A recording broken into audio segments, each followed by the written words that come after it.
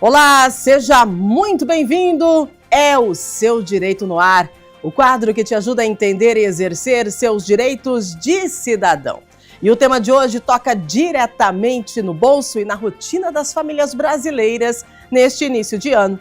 Estamos falando da sempre intensa e muitas vezes estressante volta às aulas. Afinal, o que é realmente necessário comprar? E o que a escola, seja ela pública ou particular, tem a obrigação de fornecer.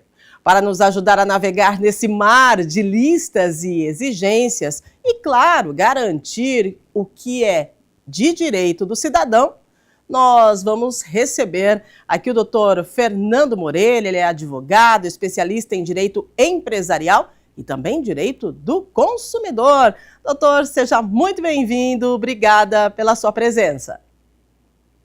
Eu que agradeço. Muito obrigado mesmo pelo convite para ter essa oportunidade de conversarmos sobre um tema que é tão relevante nesse momento aí em que os alunos estão voltando para a rede escolar, né? Então, de fato, os pais precisam ficar atentos aí aos seus direitos para que não haja eventuais imposições, abusos e até mesmo para que não deixem os seus filhos passarem por constrangimentos que podem criar aí impactos futuros, né? Precisamos tomar cuidados basilares para que as nossas crianças possam estudar aí com todo o material necessário, adequado e sem nenhum constrangimento. Excelente, doutor. Então, a primeira pergunta é quase inevitável, né? A lista de material escolar costuma ser extensa, mas existe uma lei que define o que a escola pode e o que ela não pode pedir para os pais. Eu gostaria que o senhor falasse um pouquinho dessa legislação e qual que é o ponto-chave que os pais devem estar atentos nesse momento de volta às aulas. Excelente. O ponto-chave, primeiro de tudo, é bom senso por todas as partes. Independentemente de lei, todas as partes envolvidas têm que ter muito bom senso e atuar com boa fé. Boa fé é a base do direito. Então, mandando uma lista para os pais, esclareçam ali, no caso das escolas, dos empresários que trabalham nessa área educacional, esclareçam para os pais a necessidade, coloquem ali as justificativas, já atuem de forma preventiva para evitar qualquer conflito, para evitar qualquer discussão. E aí, ó, o pai, quando receber essa lista, o pai e a mãe ali recebendo essa lista, verifiquem se o material ali é um material individualizado, é para o aluno, porque material de uso coletivo não pode ser exigido. Material de uso coletivo, ele deve ser embutido na mensalidade. Até algo que não nos diz respeito diretamente aqui nesse debate, mas até uma questão tributária, né? Porque, eventualmente, se os pais começam ali a entregar material para a escola, isso começa a sair da tributação, então é uma questão tributária aí envolvida para que se tenha todo um registro contábil adequado. Mas, voltando para o nosso tema, as escolas precisam embutir no valor da mensalidade os custos diretos e indiretos. Nos custos indiretos, está lá o papel higiênico, o material administrativo da escola, o material de uso comum. Então, os pais não podem aí ser instados a custear esse material de uso coletivo. Agora, o material individual, aí sim, o material individual os pais têm que fornecer. Desde que seja o ensino privado, né? Aproveitando que foi feita essa diferença, o ensino público é gratuito, o ensino público deve fornecer o material. Agora, sendo privado, o pai vai fornecer, desde que a lista seja uma lista adequada ao ano letivo. Não pode se exigir também mais do que o aluno utilizará. Então, olha, eu quero tanto ali de, eventualmente, tinta, palitinho de sorvete para fazer ali a atividade artística, mas desde que seja compatível com o ano. Daí a importância da justificativa, daí a importância do bom senso da escola, de fornecer as justificativas necessárias para que fique clara a utilização daquele material. Olha, utilizaremos tanto disso, tanto... E outro ponto de muita atenção nesse momento é que não haja a vinculação da compra em algum fornecedor ou então algum pacote da escola, porque senão caracteriza a venda casada. Então, os pais, eles podem ter a opção de comprar na escola, A escola pode oferecer esse material, não tem problema nenhum. Ela oferece um pacote com todo o material, oferece ali, eventualmente, kits, né? Um kit 1, kit 2, kit 3, que seja, mas isso com uma facilidade, uma opção. Até mesmo em relação ao material escolar, a apostila, ao uniforme, a escola pode oferecer como uma opção, salvo aí tem uma situação em que a escola pode obrigar que, de fato, haja a compra na própria escola. Material que seja de propriedade intelectual exclusiva da escola. A escola tem aquela propriedade intelectual. Então, a gente tem, eventualmente, redes de ensino que produzem o seu material com direito autoral àquele material. Aí, nessa situação, ela pode obrigar os pais a comprarem na escola. Na verdade, não é nem bem uma compra. Aí é uma situação, inclusive, que o monopólio é aceito no Brasil. É uma das poucas hipóteses em que monopólio se aceita. Quando você tem a detenção da propriedade intelectual. Isso acontece muito quando o sujeito, por exemplo, indo para uma outra área, patente de medicamento. O sujeito tem uma patente de medicamento, não tem concorrência, não tem uma segunda alternativa. Você tem que comprar daquele ali. Então, de fato, é um monopólio. Mesma coisa no caso da escola. Se você tem lá uma bandeira na escola, eles produzem o material deles, o ensino é conduzido naquela instrução pedagógica, daquela forma, aí não tem outro lugar para se comprar. Não é nenhuma questão de obrigar os pais a comprar na escola, é porque não tem outro lugar que vá fornecer o mesmo, porque ninguém pode explorar aquele material. Não tem concorrência, já que só a escola detém. Então, salvo nessa situação de propriedade intelectual em que a escola detém a exclusividade, os pais têm sempre que ter a opção de comprar na escola. Eu não vou nem falar a opção de comprar fora, porque a regra é que os pais podem comprar em qualquer lugar. Os pais podem comprar material fora, podem mandar fazer o uniforme fora, a regra é essa. Agora, eventualmente a escola pode falar, olha, se você não quiser correr atrás do material, nós temos o pacote aqui. Se você não quiser correr atrás do uniforme, nós temos o uniforme feito aqui. Então, a escola tem que dar toda a orientação de uma forma adequada, informando a razão daquela cobrança, informando a razão daquele material, para que tudo isso fique muito claro. E algo que não é relacionado diretamente ao material nesse momento, mas é um ponto de muita necessidade de atenção, que poucas pessoas estão prestando atenção nisso. Tomem muito cuidado com cláusulas contratuais que dão o direito para a escola utilizar a imagem da criança do jeito que bem entenderem. Isso é inadequado. Isso viola a Lei Geral de Proteção de Dados. Isso viola o Estatuto da Criança e do Adolescente. A escola não pode utilizar a imagem da criança do jeito que bem entender, de forma livre. Ela tem que utilizar a imagem de forma consentida, específica, expondo a finalidade. Então, olha, queremos publicar a imagem de uma criança no Instagram da escola. Finalidade comercial, é propaganda, é marketing para a escola. Tem que pedir uma autorização específica. Eu publicarei a imagem no Instagram. Tem que haver ali, de fato, um consentimento específico. Não pode sair publicando simplesmente, porque nós temos um termo abstrato, genérico, que nós podemos fazer o que bem entendemos com a imagem. É uso comercial, tem que proteger, ainda mais considerando que é menor de idade. Então, esse é um ponto de muita atenção que muitas pessoas não estão reparando nos contratos. Mas, em relação especificamente ao material, primeiro, bom senso. Segundo, sempre informar de forma clara a razão daquela exigência.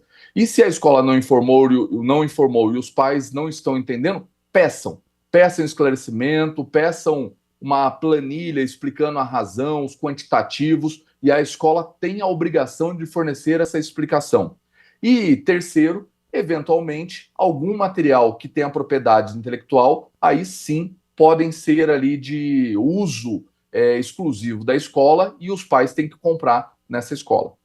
Excelente explicação, doutor Fernando. Então, aqui nós estamos falando sobre a lista de material escolar, né? Nós falamos também da venda casada, que isso acontece, mas o doutor Fernando explicou quando pode acontecer, em que situações, e a gente deve ficar atento, porque a lista de material escolar, ela sempre vem bem extensa, e claro que nessa época do ano, os preços também acabam aumentando um pouco mais. E aí tem famílias que precisam tirar daqui para colocar ali. Então vai fazendo aí aquele manejo para poder atender todas as exigências, né, da lista de material escolar. Doutor Fernando, eu gostaria que o senhor recapitulasse um pouquinho sobre essa questão do material de uso coletivo, né?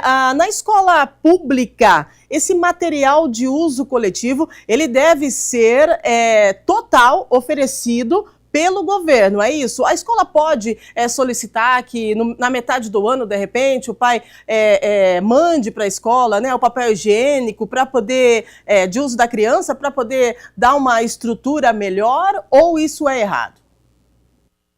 Bom, primeiro em relação a essa questão dos preços, né, não é um ponto que me colocou agora, mas quando se fala de preço alto pode existir em razão de sazonalidade. Essa época do ano, de fato, os comerciantes eles têm uma necessidade de uma logística maior, eles têm um valor mais alto de insumos, de compras, então o valor sobe mesmo.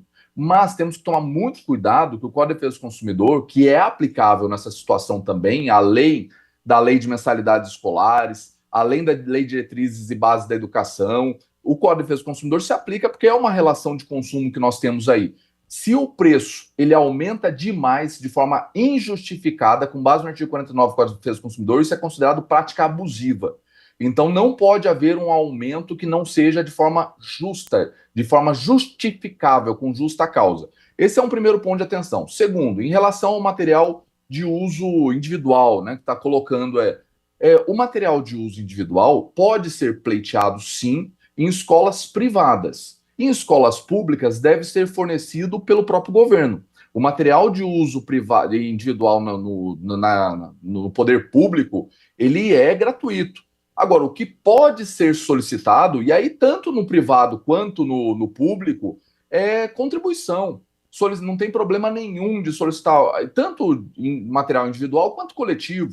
Material individual e coletivo aí, de uma forma voluntária, desde que não cause nenhum constrangimento, porque lembrando, constrangimento também é uma prática vedada pelo Código de Defesa do Consumidor, desde que não cause nenhum constrangimento, e ainda mais, com base no Código de Defesa do Consumidor, na própria lei de mensalidades escolares, não haja nenhum constrangimento ao aluno, não pode haver de forma nenhuma punição pedagógica, nenhuma punição que atinja a criança, que atinja o aluno, pode-se pedir contribuição. E aí vale para os dois, para privado e para público. Olha, estamos precisando de doações, estamos precisando de doação de papel higiênico, que seja. Aí, os pais que desejarem entregar no privado ou no público materiais individuais para outros alunos ou material de uso coletivo, podem doar, podem contribuir para a escola. Como forma de contribuição, não como forma de obrigação. Eu acredito que o doutor esclareceu aí vários pontos, né, referente à volta às aulas, material escolar, a questão da venda casada, também a questão dos uniformes, né, doutor? Então, assim, para a gente encerrar, eu gostaria que o senhor deixasse uma dica, né, para os pais que estão se descabelando nessa época do ano, né, por conta, claro, dos valores mais altos, por conta também dessa questão da lista extensa. O que a gente precisa se atentar e quando isso acontecer, algum problema, quem a gente pode procurar, né, para recorrer, para ter uma orientação aí referente às práticas abusivas nesse momento de volta às aulas? Olha, nos dias de hoje, uma grande facilidade que temos é o uso de inteligência artificial. Temos diversos aplicativos gratuitos de inteligência artificial. Então, está com dúvida em relação ao material ali, como uma forma de uma orientação inicial. Jogue a lista de material em uma dessas ferramentas que nós temos na internet, são várias, são muitas e gratuitas. Jogue a sua lista ali na internet e pergunte para essa ferramenta se aquela lista é compatível. Pergunte ali, como um momento inicial mesmo de análise. E ali, muitas vezes, nós já podemos ter um indicativo de excesso ou então de adequação. E isso já pode nos esclarecer se aquilo é adequado ou não. E num segundo momento, a partir dessa informação básica que temos ali, vá na escola e converse. Converse com bom senso, sem agressividade, algo que a gente precisa sempre ter ali, é uma relação amistosa, uma relação de buscar esclarecimentos tanto por parte do empresário que trabalha na área escolar, quanto dos pais também. Então vá na escola, converse de forma aberta, fala assim, olha, eu estou achando exagerado esse item, qual a justificativa? E aí a escola forneça as informações de forma clara, porque se a escola realmente fez o planejamento adequado, como deve fazer, ela tem tudo isso programado. Ela tem um ano letivo programado, ela sabe exatamente quais serão as atividades do ano todo. Então ela sabe quando serão utilizadas aquelas borrachas, aqueles palitinhos, aquelas canetas. Então converse com a escola. Agora, a escola não está fornecendo informações, está se recusando a oferecer essas informações. A escola está, de fato, segurando toda essa informação adequada, clara, precisa quanto à utilização do material. Aí pode-se procurar PROCON, pode-se procurar um advogado, até mesmo numa situação mais extrema, para tomar as medidas jurídicas, legais adequadas. Mas, sendo o poder público também, o próprio Ministério Público. Sendo aí a iniciativa privada, o adequado é ir via PROCON, via advogado. Sendo escola pública, PROCON, eventualmente aí não o PROCON especificamente, mas o próprio Ministério Público, que é a autoridade pública que detém a competência para isso, então o Ministério Público, um advogado, eventualmente, numa situação aí, a Defensoria Pública também pode atuar junto a isso, junto às escolas públicas. Então, procurar assessoria por meio de PROCON, de advogados, Ministério Público, Defensoria, para tomar as medidas jurídicas cabíveis. Excelente. É isso, gente. Informação boa é aquela informação que transforma. E é o que nós estamos fazendo aqui hoje. Nós estamos com o Dr. Fernando dando dicas e orientações, né, de como você se comportar e considerar esse início de retorno aí às aulas, né, mais tranquilo, mais sossegado, sem muito estresse. Tem jeito. Então, doutora, eu quero agradecer a sua participação com a gente, os esclarecimentos, né, de forma assim tão precisa, e com certeza muita gente entendeu tudo que foi esclarecido aqui. Obrigada pela sua participação no nosso quadro É Seu Direito. Eu que agradeço, foi um grande prazer, desejo um excelente ano aí para todos. Excelente, doutor Fernando, nos orientando, né, sobre a volta às aulas e a lista extensa de materiais escolares. Quero agradecer a sua audiência, a sua companhia, lembrando que a qualquer momento a gente se vê aqui na programação da TV Câmara Campinas com mais um quadro É Seu Direito.